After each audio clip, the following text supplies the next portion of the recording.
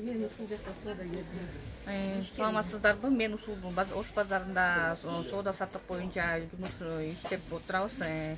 Мына биздин эл кыйналып аткан кезекте бизди дагы моундай акыбалга калтырып атат чоңдор. Могул ушул базарда, Берекет базарында, соода оптовый базарда 10 киши иштебейт же 100 киши иштебейт, 5000 киши иштейт. Ар бир местада 2ден киши иштейт. Бул жерде чай саткандар бар, бул жерде тачкистер бар, баардыгы үй бүлөсүн багып аткан адамдар. И так Кыргызстанда эл башка мамлекетте жумуш издеп жүргөн аз келгенсип, мына 5000 кишини дагы жумушсуз калтырып атат.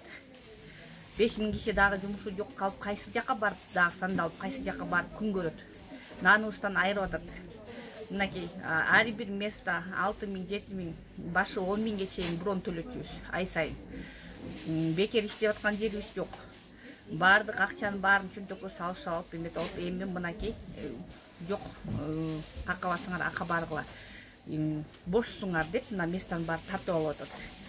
Бул жерде кандай, ким чечип берет? Биз президентти сайлаган кезекте мына эл үчүн иштейм деп убада берген.